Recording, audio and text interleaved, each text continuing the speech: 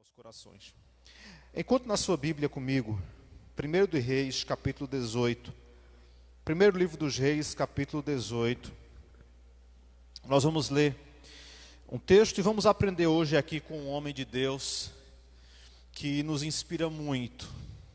Ele era um homem um tanto quanto incomum e sempre, uma das marcas dos servos e servas de Deus é que geralmente não são pessoas comuns. Geralmente são pessoas que são um pouco diferentes do habitual. E em 1 Reis 18 fala sobre o auge, um dos momentos mais marcantes do ministério do profeta Elias. Eu sei que o texto aqui é um pouco longo, então eu vou resumi-lo lendo do versículo 17 até o 20. Isso, 17 até o 19, pronto, facilita aqui. Diz assim, ó. Quando viu Elias, disse-lhe: é você mesmo o perturbador de Israel? Não tenho perturbado Israel, Elias respondeu, mas você e a família do teu pai têm. Vocês abandonaram os mandamentos do Senhor e seguiram os Baalins. Agora, convoque todo o povo de Israel para concentrar-se comigo no Monte Carmelo, e traga os 450 profetas de Baal e os 400 profetas de Aserá, que comem da mesa de Jezabel. Vai para o 20.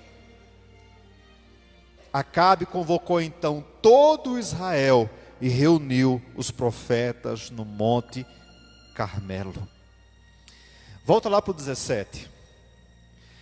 Esse texto que nós lemos aqui é um pedacinho de uma história incrível, de um homem incomum, de um homem que, se você encontrasse com ele, provavelmente você diria o seguinte: esse homem é louco, esse cara é doido. Porque ele não era normal, ele não era muito comum. Ele tinha uma característica um pouco diferente. Ele era uma pessoa bastante fechada, ele não era aquela pessoa extrovertida, ele era aquilo que no Novo Testamento nós olhamos para João Batista e vemos ele como Elias, né? Como alguém que veio, não na pele de Elias, porque Elias não morreu, Elias foi arrebatado, mas João Batista ele tinha as características muito parecidas com Elias. Era um cara que vivia no deserto, ele tinha um cardápio muito estranho, né? Mel silvestre, gafanhoto, já era o prato preferido dele. A roupa dele era diferente. Esse era o João Batista. Elias era basicamente nesse estilo. E só para você poder compreender um pouco, aqui nós chegamos. Deus levanta Elias naquela geração, e observando todos os profetas do Antigo Testamento, eles tinham algo em comum. Praticamente todos eles se levantaram para pregar contra o pecado da nação, contra o pecado do governo e contra o pecado do povo. Praticamente todos eles foram rejeitados, tanto pelo povo quanto pelo governo. Só tem um detalhe: nenhum deles foi rejeitado pelo Senhor. Todos tiveram a sua profecia ridicularizada, todos foram perseguidos por causa daquilo que falaram, porém Deus esteve com cada um deles. Sabe de uma coisa? Você com Deus sempre vai ser maioria. Elias, esse cara estranho, ele aparece em um cenário terrível. Havia um rei em Israel chamado Acabe. O nome dele já é uma piada pronta, né? Então ele era o Acabe. E não bastasse Acabe já ser uma peça muito ruim, ele casa com uma mulher 10 vezes pior do que ele. O nome dela era Jezabel. Essa mulher era terrível. E na verdade ela controlava o rei e também controlava o reino com mãos de ferro. Ela levou o rei, o Acabe, a cometer erros absurdos. Ela levou o rei a cometer assassinatos desnecessários. Ela induziu o rei a mergulhar a nação em um pecado terrível de idolatria e muitas situações terríveis. Jezabel, o nome dela já deixa claro. O próprio Novo Testamento, em Apocalipse, o nome dela aparece como uma figura terrível. Essa era Jezabel. Não bastasse isso, ela começou a perseguir os profetas de Israel. Todo profeta de Deus, Jezabel começou a perseguir para matar. Ela matou muitos profetas. Alguns se esconderam, alguns fugiram, mas ela matou muitos. E não bastasse isso, ela contratou alguns profetas que eram pagos por ela para profetizar só coisas boas para o reino. Olha que interessante, os mais chegados, ela pagava para profetizar coisas boas. Aqueles que se mantinham na verdade, ela mandava matar. Entre eles, ela tinha um especial, o nome dele era Elias. Elias era o mais detestado por ela, por uma simples razão: Elias não se vendeu. Elias não cedeu à proposta de Jezabel nem de Acabe. Elias não se vendeu, porque ela fazia banquetes, ela convidava os profetas, ela oferecia manjares, ela fazia almoços assim no palácio e chamava os profetas. E aqueles que ela conseguia convencer, né, a mudar, ela os tinha do lado dela. Agora, aqueles que diziam assim: não, eu vou continuar falando a verdade, ela perseguia e ela matava. E foi nesse contexto que Elias acabou fugindo. Ele fugiu porque de repente Deus levanta ele naquela nação. O povo estava pecando muito contra Deus. O país estava mergulhado numa idolatria terrível. Aí Deus levanta um profeta e fala assim: se arrependam. A palavra arrependimento causa dor nos ouvidos de muitas pessoas que andam no erro. E a pregação de Elias é: se arrependam, essa nação pecou contra o Senhor. Jezabel tenta convencê-lo a mudar de ideia, mas ele insiste. E um certo dia ele estava tão irado, mas tão irado, ele foi tomado assim de uma ira santa, que ele fala assim: olha, para que vocês saibam que tem Deus em Israel, a partir de hoje não vai chover sobre a terra, só vai chover no dia que eu disser que vai chover, para que vocês saibam que há Deus em Israel. Sabe o que aconteceu? Deus fechou os céus sobre Israel. Por um ano não choveu sobre a terra. Por mais um ano não choveu, 2 anos. Gente, 2 anos de seca. Estamos em 2021. E quando passa um ano de seca aqui no Nordeste, já fica todo mundo preocupado, as barragens esvaziam. E olha que a gente tem um sistema hoje muito mais moderno que há milhares de anos atrás. A agricultura dependia da chuva. A nação dependia da chuva. E Elias toca justamente no ponto de equilíbrio. Ele fala assim: não vai chover. E não choveu. Por causa disso, Jezabel, quando tomou conhecimento que foi por causa da profecia de Elias, a fazer conchavos com outros reinos, buscando Elias: eu tenho que matar Elias, eu preciso matar Elias. Só que Deus escondeu Elias. E aqueles que Deus guarda, que Deus esconde, o maligno não toca. Se Deus guarda você, não tem praga, não tem Jezabel, não tem Acabe, não tem doença, não tem enfermidade que alcance você. Se Deus disser assim: eu vou guardar, está guardado. Primeiro Deus leva Elias para um deserto. Elias entra no deserto, ele se esconde numa caverna. Depois Deus manda ele morar perto de um riacho, ele vai. Só que aconteceu 3 anos sem chover, o riacho secou. Elias acabou sendo vítima da própria profecia dele. E é assim. Eu abro aqui um parênteses para perguntar o seguinte: você está preparado para viver aquilo que você está profetizando? Ele falou: não vai chover. Tudo bem, não choveu. Mas ele também pagou o preço pela profecia que ele ousou profetizar. O rio secou e Elias agora está sem água. Só que Deus não desampara aqueles que são deles. Guarde isso, Deus nunca desamparou os dele. Deus manda Elias buscar uma viúva. E lá, junto àquela viúva, Deus ordena a viúva que cuide de Elias. Antes disso, Elias estava no deserto, fugindo de Jezabel. E Deus manda os corvos levar comida para Elias. Elias não passou fome, Elias não passou sede, porque Elias estava sendo guardado por Deus. Deus está sustentando você, Ele vai continuar sustentando você. O luxo não, mas o básico não vai faltar. Deus vai manter você, Deus vai sustentar você. Você está dependendo de Deus, então Ele sustenta os dele. Não há na Bíblia um registro de gente que Deus abandonou, que amava a Deus. Deus falou assim: eu vou te abandonar aí, você vai morrer aí. Não. Elias está no deserto, falta água, falta pão, mas Deus manda o pão, Deus manda a água. Daqui a pouco Deus levanta uma viúva para cuidar de Elias. E assim é feito. Olha o que é que Deus faz.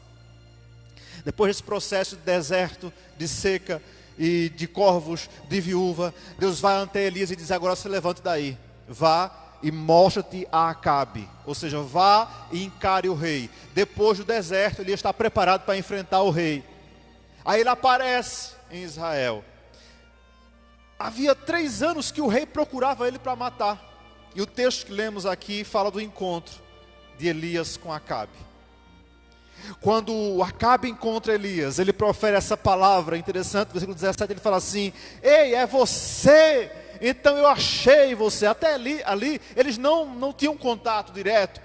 E ele fala assim: ah, é você o perturbador de Israel, é você que está perturbando Israel, é você que causou essa bagunça na minha nação, é você que está arruinando o meu país. Você disse que não vai chover e não choveu, o país está em colapso por causa de você. É você o perturbador de Israel. Interessante, é a resposta de Elias para Acabe. Eu vou traduzir para vocês esse versículo 18. Quando Acabe fala assim: você é o perturbador, né? É você que está causando confusão em Israel. Elias fala: eu não, é tu e a tua raça, é tu e a casa do teu pai, é tu e a tua família que são os perturbadores de Israel. Vocês estão causando problemas. E ele explica por quê. Porque vocês levaram o povo à idolatria.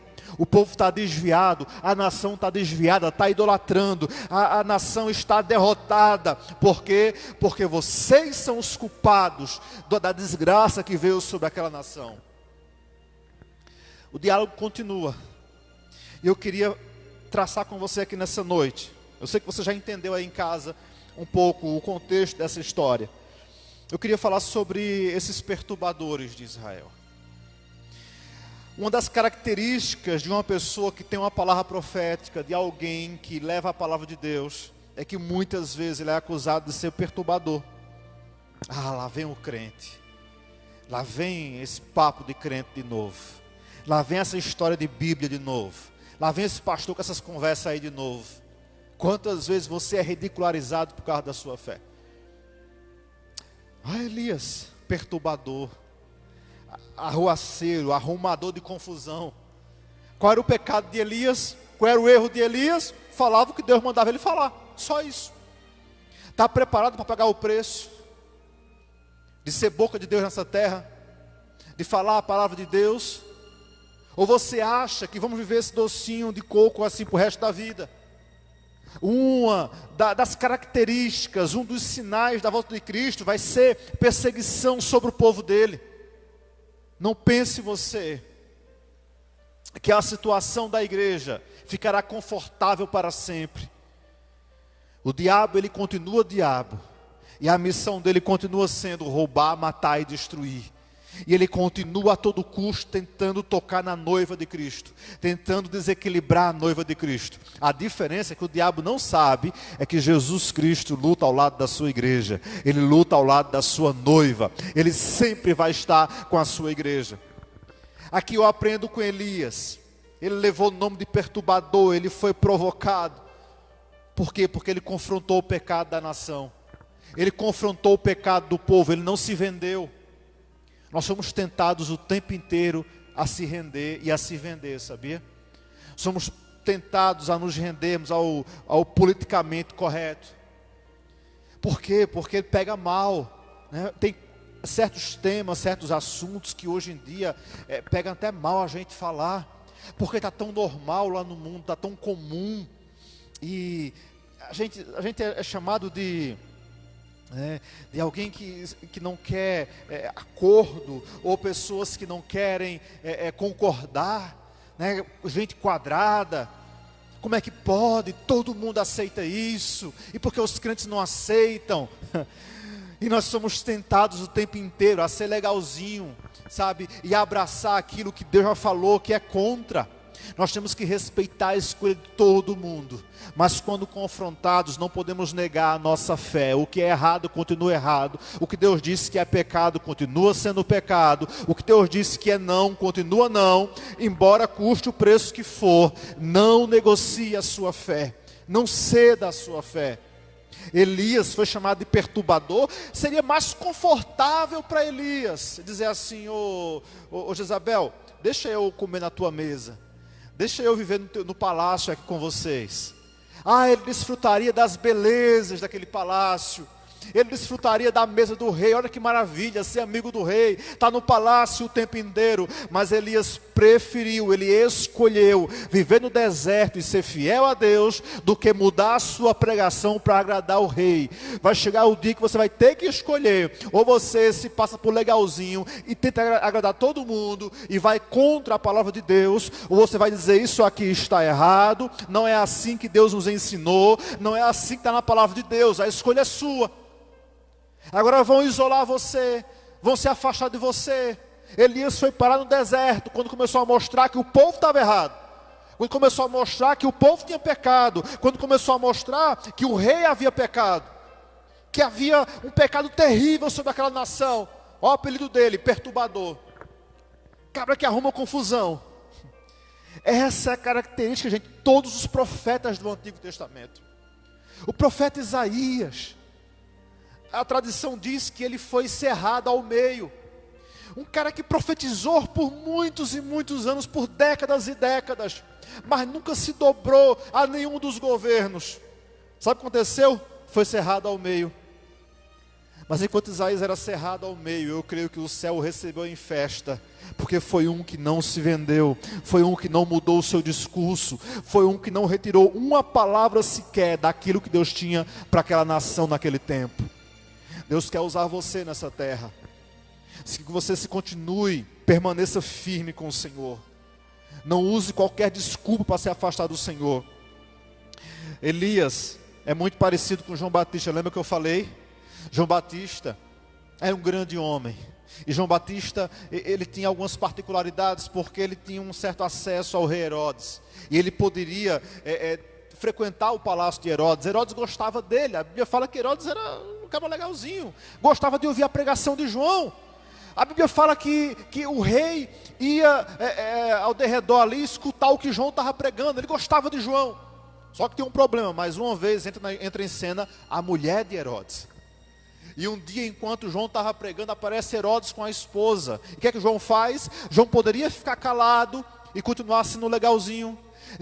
Ele poderia ficar calado e dizer assim: beleza, é assim mesmo, né? Tempos modernos. Mas no meio da pregação, João Batista fala assim: ô Herodes, preste atenção, essa mulher que você tem não é sua, você roubou do seu irmão, você está com a mulher errada. E isso trouxe uma fúria tão grande sobre aquela mulher. E o fim você reconhece: João Batista acabou morto, mas não se vendeu por causa disso, mas continua entendendo que o errado continua errado.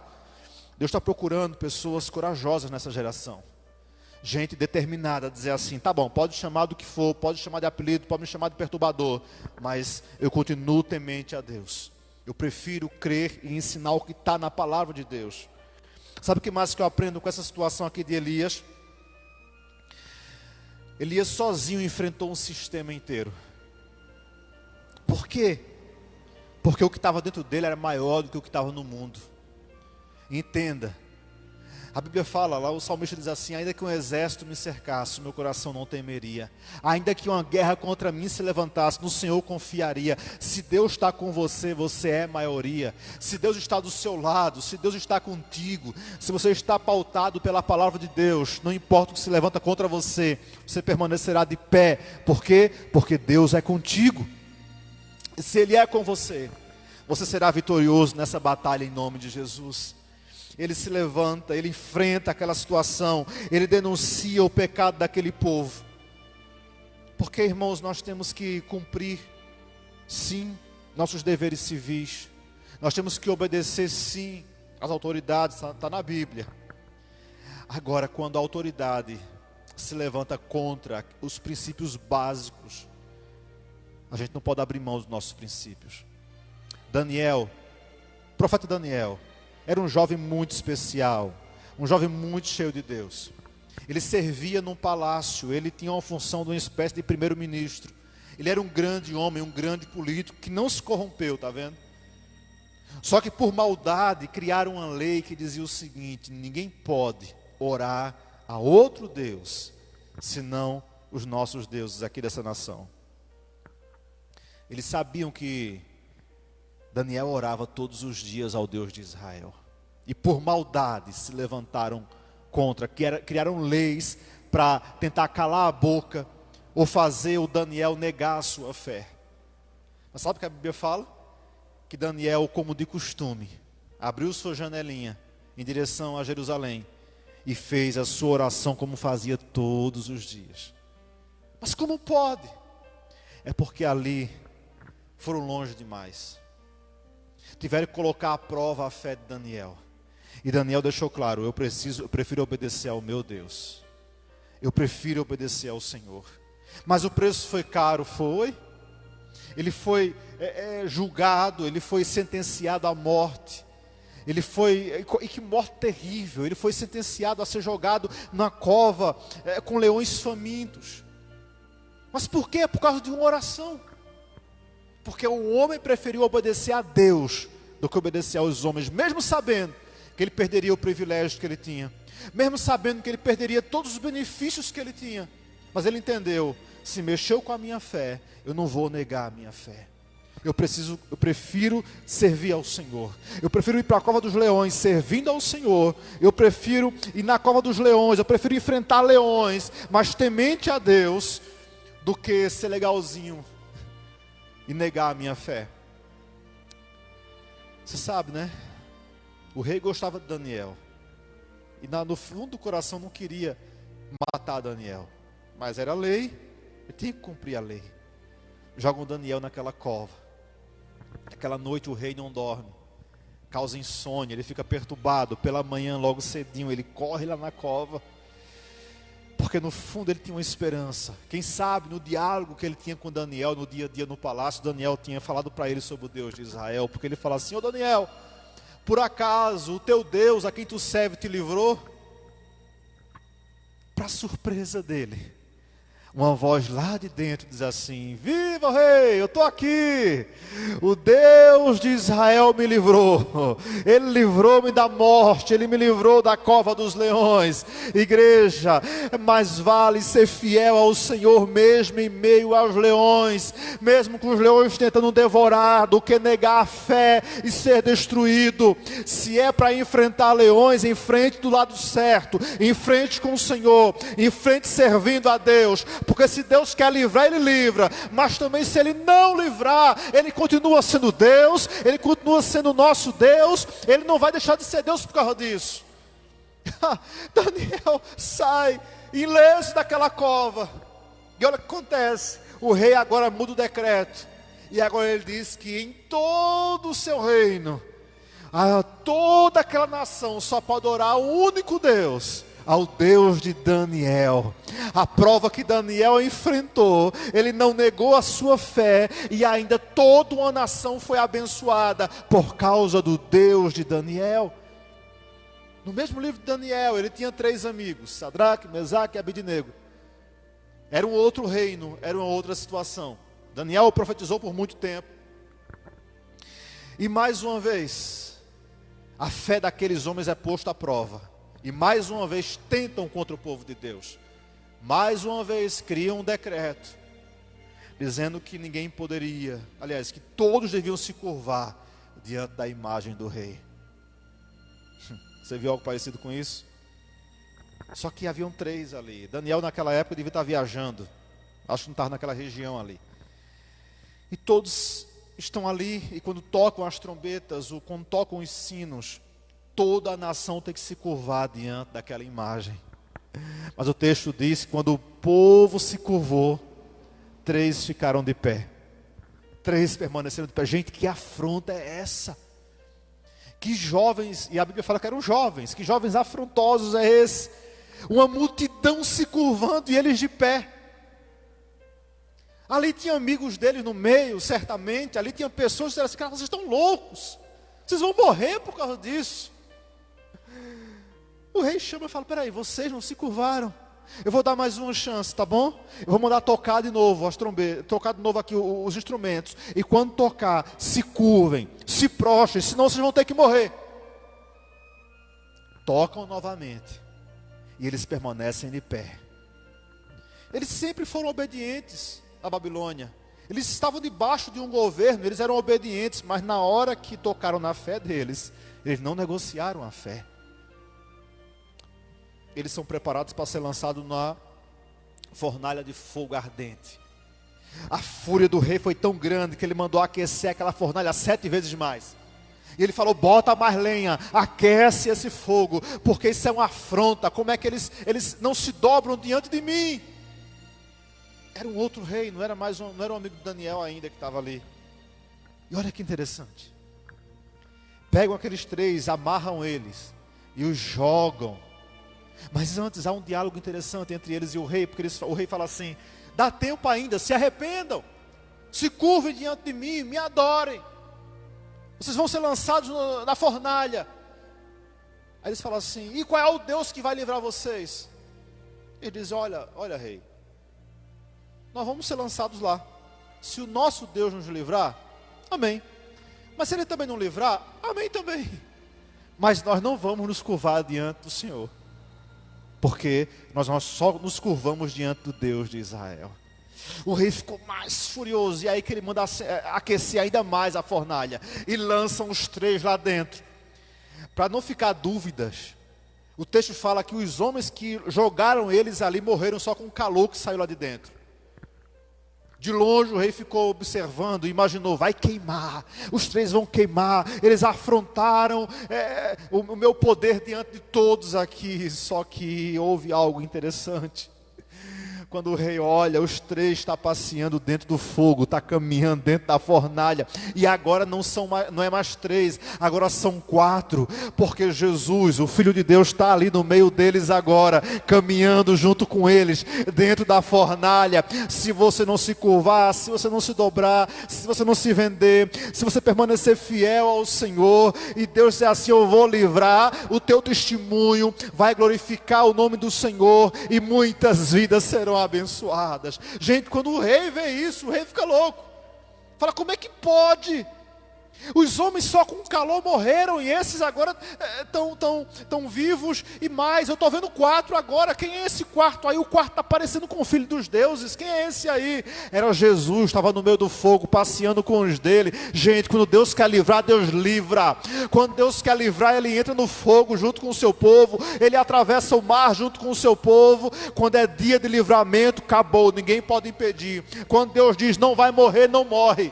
Quando Deus diz: não é hoje, não é hoje. O diabo pode vir com a fúria que vier, mas se ele disser assim: eu vou livrar, acabou, está livrado.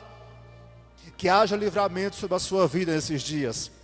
Que haja livramento sobre a sua casa, que haja livramento sobre a sua família. Que Deus decida hoje: vou livrar, vou dar livramentos. Você vai permanecer de pé. Sabe por quê? Porque você está servindo ao Deus vivo. Mas se Deus não quiser livrar, glória a Deus, virá a promoção. Uma frase me atormentou essa semana, enquanto eu gravava o Minuto com Deus. Eu fiquei pensando no seguinte: tem tanto cristão morrendo, tantos pastores morrendo, e aí me veio a seguinte dúvida filosófica. Eu digo: Deus, o Senhor está permitindo a morte desse povo todo? Seria por acaso que o Senhor está poupando eles do que virá pela frente? Seria isso? O Senhor está guardando os seus, para que não experimentem coisas piores que vêm pela frente? Eu não sei. Eu sei de uma coisa: se Deus livrar, Ele é Deus. Se Deus guardar, Ele continua Deus. Porque nós temos uma missão a cumprir nessa terra. Ela pode acabar hoje, pode acabar daqui a 50 anos, mas nós vamos cumprir essa missão. E no dia que Deus nos chamar, nós seremos promovidos. Porque para o mundo estamos sendo derrotados ao cair aqui na terra. Mas para Deus, o Senhor nos recebe com alegria lá no seu trono. A palavra de Deus diz que Ele se alegra com a morte dos seus santos. Toda vez que um servo dele padece, ainda que traga tristeza para o mundo, para a família, para os amigos. Mas Deus fala assim: muito bem, seja bem-vindo à sua casa celestial, servo bom e fiel. Aqui não será 90 anos, 80 anos, 50 anos. Aqui será uma eternidade, não vai ter fim. Venha desfrutar da alegria junto com o teu Senhor. Em tudo Deus tem os seus propósitos. Deus livrou aqueles 3 homens, 3 jovens, e por causa disso, mais uma vez, o homem muda o decreto.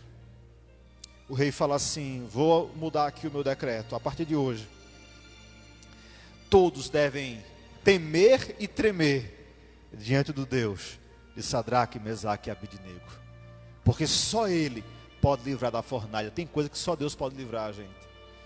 Por mais avançado que esteja a medicina, nem tudo ela pode fazer. Por mais inteligente que os homens sejam, eles não conseguem resolver todos os problemas. Tem coisas que só Deus pode fazer. Tem livramentos que só Deus pode dar. Tem milagres que só Deus pode fazer. E que você venha viver e vivenciar milagres na tua vida. Agora escute. Elias levou o nome de perturbador de Israel. Perturbador de Israel. Você está querendo desistir porque zombaram de você? Só porque fizeram um comentário ridículo lá nas suas redes sociais, você acha, isso é demais para mim? Elias foi afrontado pela rainha. Ele foi caçado, né, para ser assassinado pelo governo. Mas não se dobrou. Que eu e você possamos ter disposição, coragem, para se manter firme. Mesmo que todos ridicularizem você, mesmo que zombem da sua fé, mesmo que digam que você que isso é besteira, que isso é loucura. Minha gente, o mundo tem pecado contra o Senhor. Nosso país tem pecado contra o Senhor há tantos anos. Quando tiraram a Bíblia das escolas, acharam que não, é muito quadrado, a gente não pode estar misturando a fé com a política, o Estado é laico. Aí arrancaram a Bíblia das escolas e acharam que estavam se modernizando com isso. A televisão começou a trazer má influência sobre o povo e a destruir, a deturpar a família. E acharam que é assim mesmo, né? Século 21, né? Tem que ampliar a nossa visão. Na Europa já é assim. Inventaram casamentos contrários à palavra de Deus. Tornaram lei. A justiça começou a abraçar essas desgraças que estão acontecendo por aí afora. O que acontece? O Brasil aplaudiu. É assim mesmo. Isso é normal. É século 21. É politicamente correto. Foram deturpando a palavra de Deus. Daqui a pouco, ninguém se escandalizou mais quando zombaram de Cristo nos carnavais da vida. Acharam que nada ia acontecer.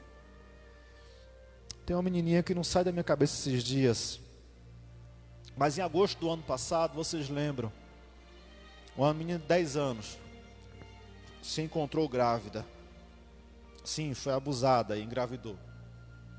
Só que a criança estava grande já. Parece que era 10 meses, não lembro bem quantos meses estava de gravidez. E realmente era uma gravidez de risco. Ela morava no estado do Espírito Santo.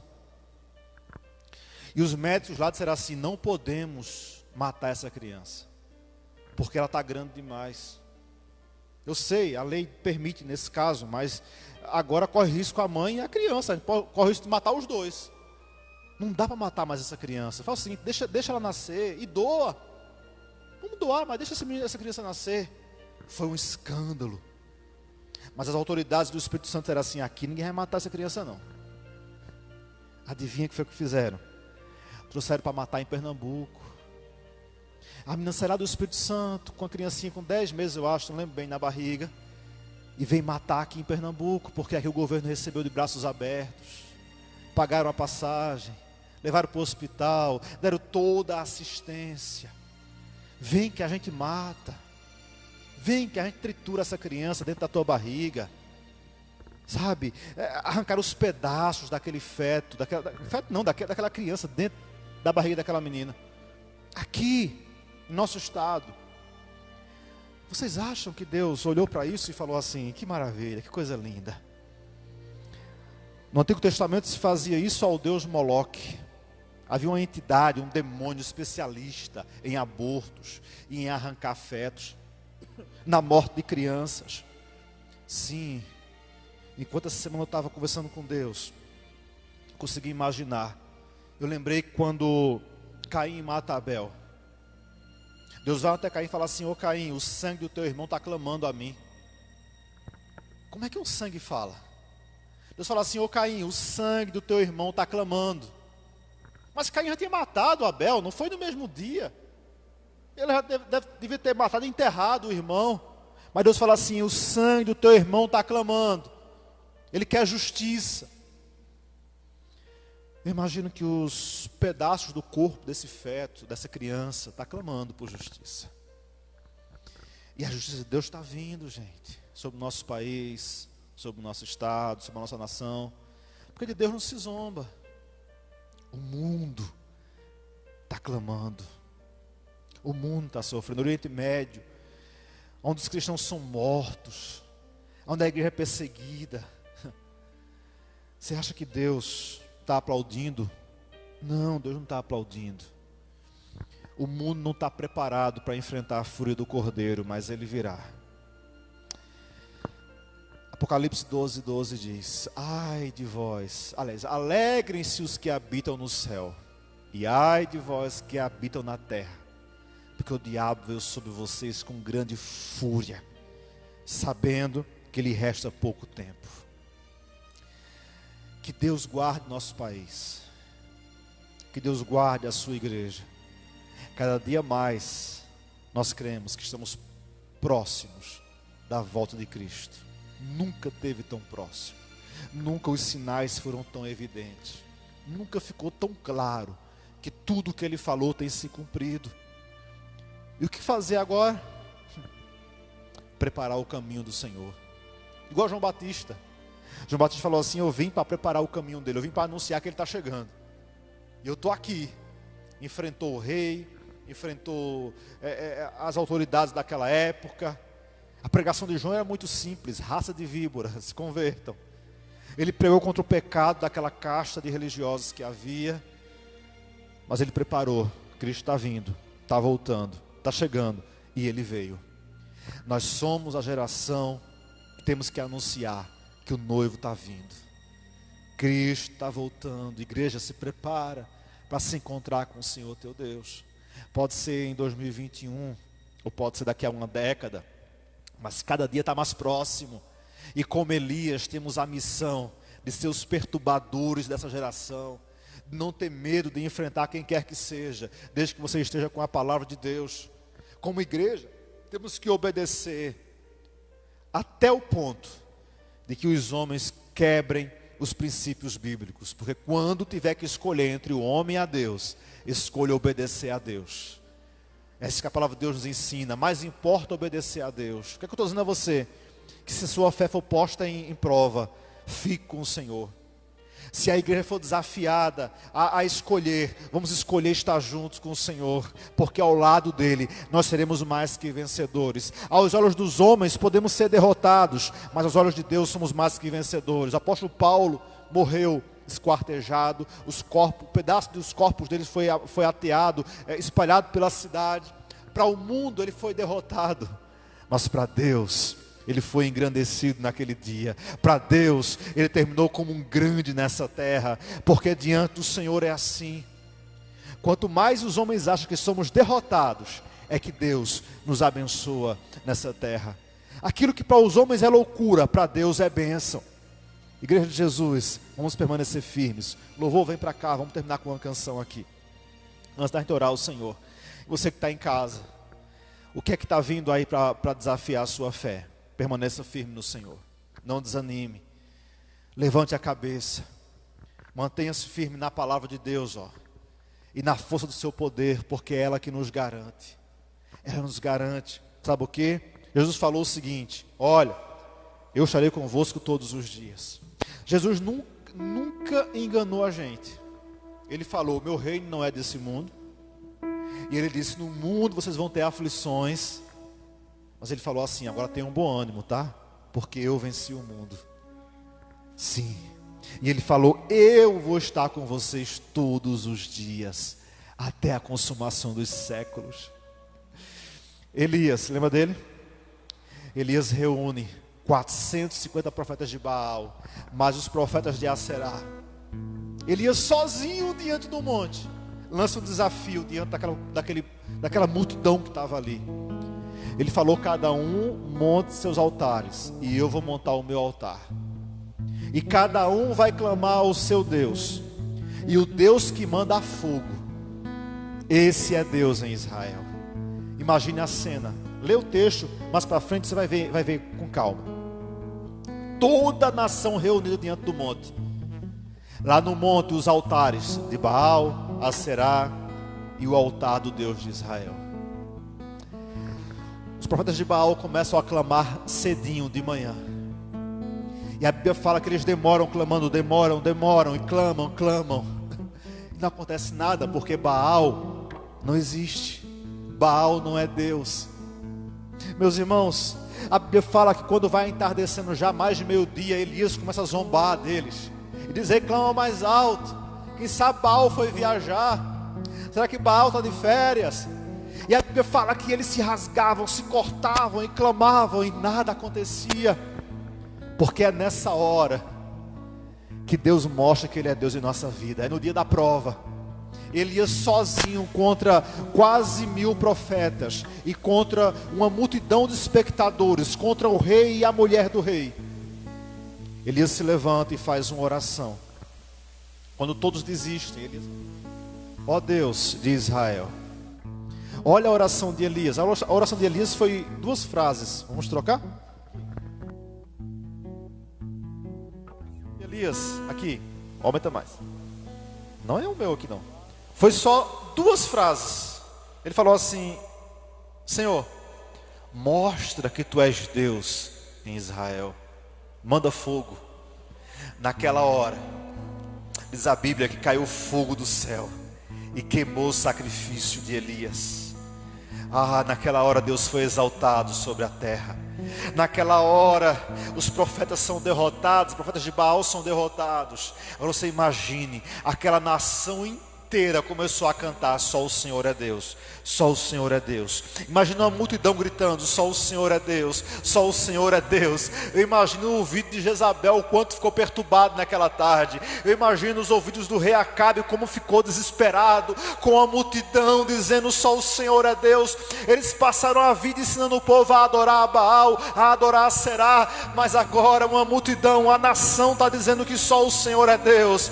Só o Senhor é Deus. O Deus de Elias é o nosso Deus. O Deus de Elias está aqui nessa tarde, nessa noite. O Deus de Elias está com você. Você vai dizer: só o Senhor é Deus. O testemunho que você vai dizer, que você vai contar, vai mostrar para todo mundo que só o Senhor é Deus. Você crê nisso? Vamos louvar o Senhor, bora. Vamos exaltar o nosso Deus.